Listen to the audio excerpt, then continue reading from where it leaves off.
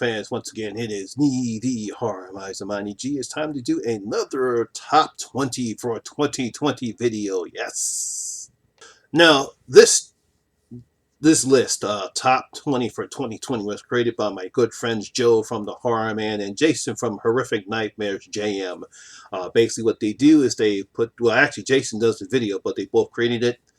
This week was top 20's 90 horror movies. Yes, 90 horror movies. Now, we all know back during the 90s, slasher films and horror films in general were not generating the type of money that they normally were generating, especially during the 80s.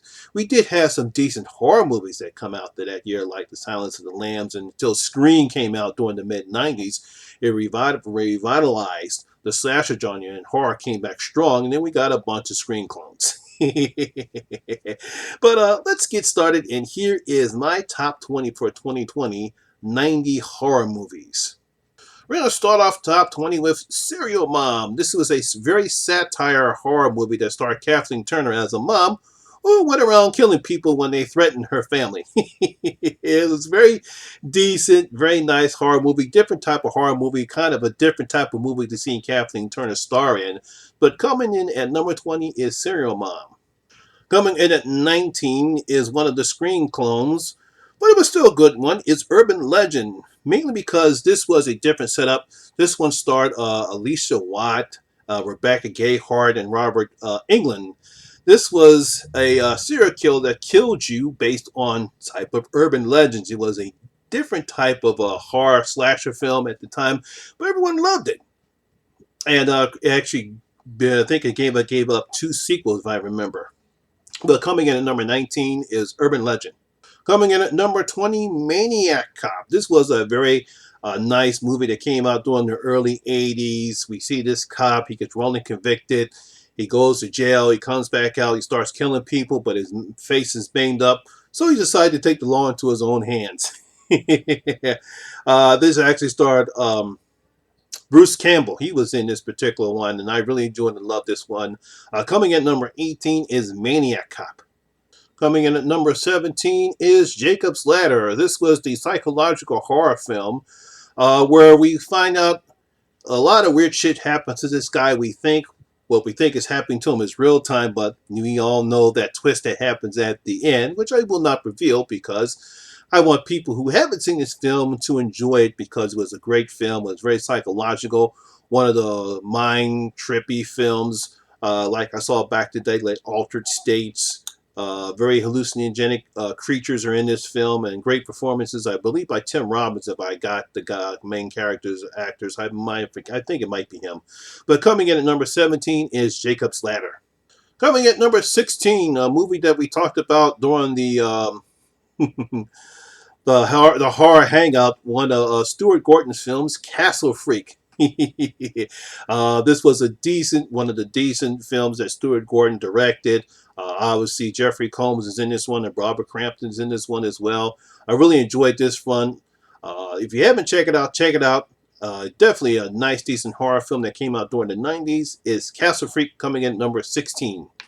Coming in at number 15, we have Tales from the Crypt, Demon Night. Yes.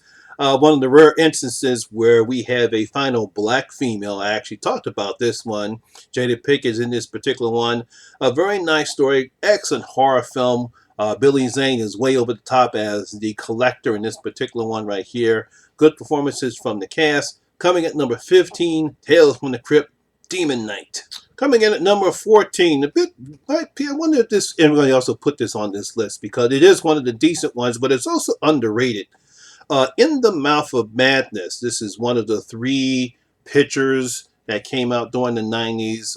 Was in conjunction with The Prince of Darkness, sort of a Stephen King-like character.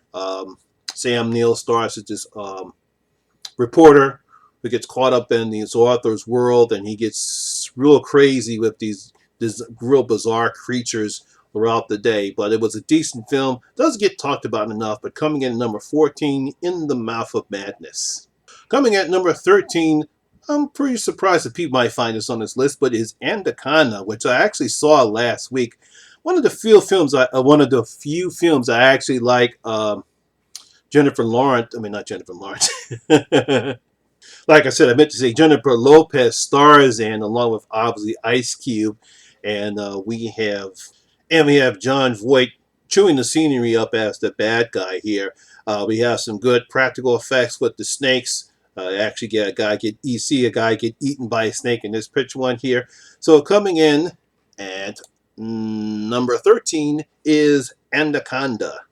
Coming in at number 12, another screen clone called The Faculty. This one stars Georgiana Brewston, a lot of the young actors coming on their own. We have Georgiana Brewston, we have Roger Paxton, this one, Elijah Woods before Frodo, Clea Duvall, Sean Horsity, Josh Hartnett, Laura Harris, a lot of the young actors when they first came out, and before they got big, they started this one here. But obviously, this is another screen clone. But here it has more of an alien feel or Invasion of the Body Snatchers as opposed to the typical slasher. But you still have the feeling of a screen clone in here. But I enjoyed the movie. A lot of people did enjoy it. It doesn't get talked about that much. But if you want to see a decent, kind of a decent version of a clash between Screen and Invasion of the Body Snatchers, check out The Faculty. Coming in at number 11, Sleepy Hollow. Yes, Tim Burton's very dark and very scary and very exciting take of the legend of Sleepy Hollow. Here we have obviously Johnny Depp and Christina Ricci. They star in this particular film. I really enjoyed it a lot. I love the dark tone they have. I love Johnny Depp's performance as Ichabod Crane. I love obviously seeing Christopher Walken as the Headless Horseman. It was just a real fitted for him. Obviously, the people getting their heads cut off was decent. If you haven't seen it, check it out, please. Coming in at number 11 is Sleepy Hollow. Coming in at number 10, and this was on my top 20 vampires list, but it's also one of my top film that came out in the 90s, and that was Blade. And what more can we say about Blade than I haven't already said it before? And I'll just keep saying it again. If it wasn't for Blade, we wouldn't have gotten the Spider-Man trilogies, and we wouldn't have gotten the X-Men films. We would not have the MCU, because that's how good Blade was. It shows you that you can take an average character, because Blade was an average character in the Marvel Comics back in the day. Not one of the top guys in the day. You took an average character, and Wesley Snipes played the shit out of him, and became so popular, it allowed studios to say, hey, maybe we can do superhero movies. Hence, that's why you got the Spider-Man trilogy. And hence, that's the reason why you got, obviously with the Batman films, that's something different. But I think with the success with the Batman films and Blade, it allows studios to say, hey, we can actually make superhero films. So coming at number 10 is Blade.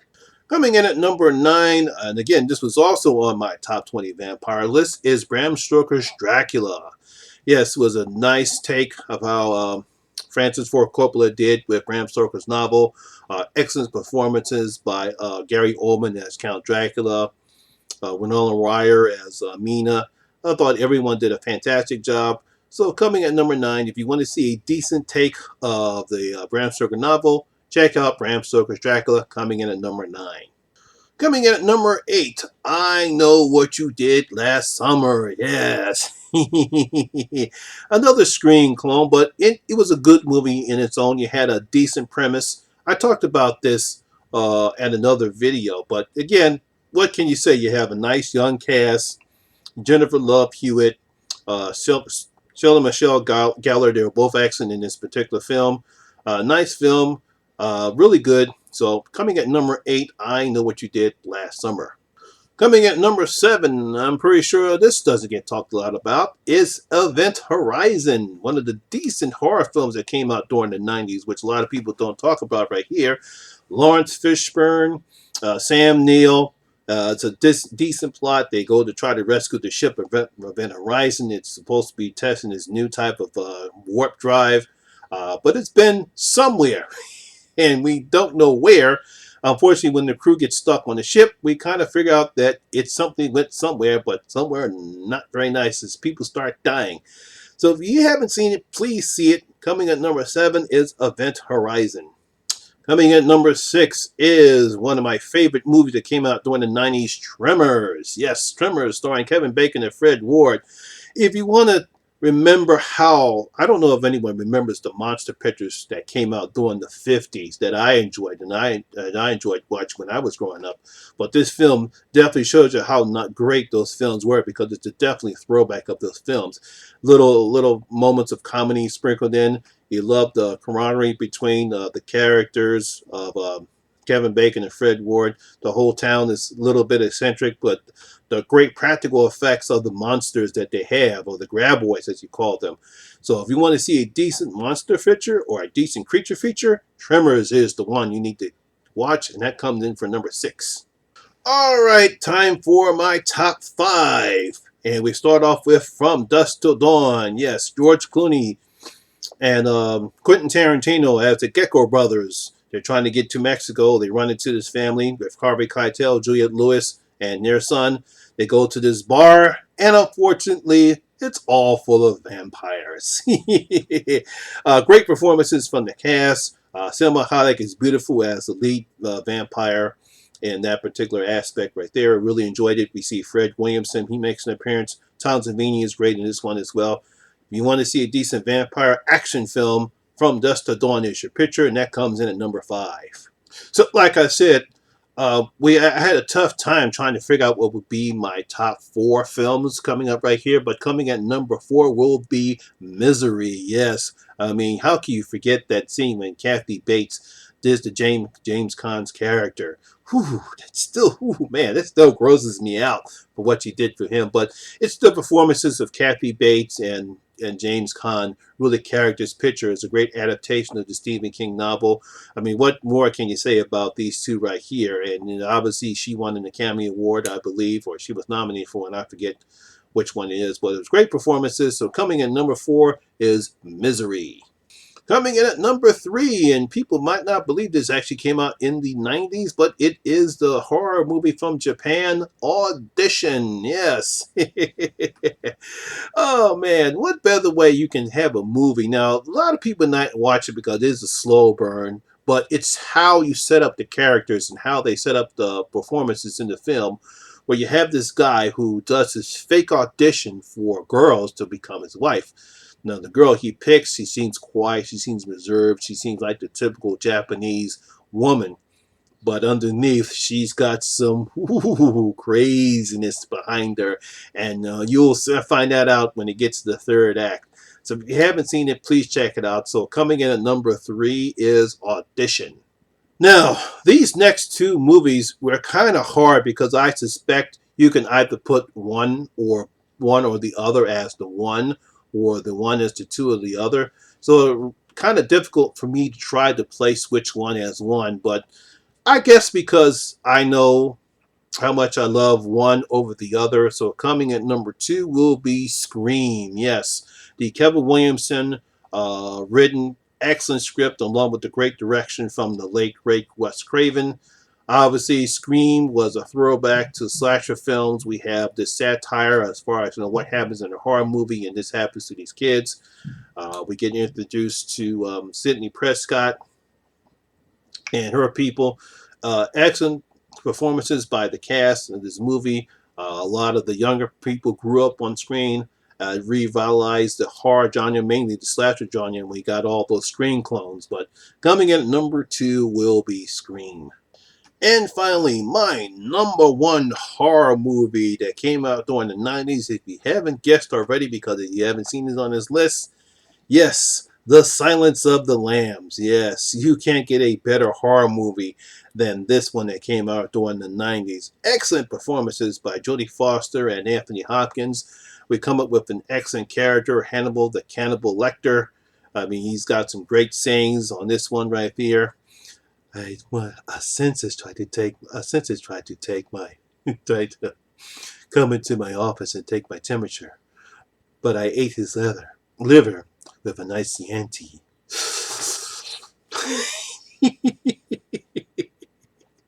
Well, hello, Clarice. I mean, you got a great character in Hannibal the Cannibal Lecter, great performances, some great practical effects. I mean, you can't get a better horror movie than The Silence of the Lambs. So coming in at number 1 for me will be The Silence of the Lambs. And so there you have it, guys. That's my top 20 for 2020, top 20 horror films of the 90s. I'm pretty sure your list might be a little bit different from mine, but if they are, well, they aren't. If you make the video, if you're not going to make a video, leave your comments on your comment section. Tell me what you think are the top 20 horror movies that came out during the 90s. And so once again, that's my video, guys. Hope you did enjoy it. And if you did, please hit that like button and share. Also, if you're new here, please hit the subscribe button and ring that notification bell. That way you'll be notified anytime when I put up new videos such as this one. Also, all my social media links will be in the description box below as well. Once again, my name is Lamont Smith, better known as the Horror Miser Monty G. And always remember, horror rules.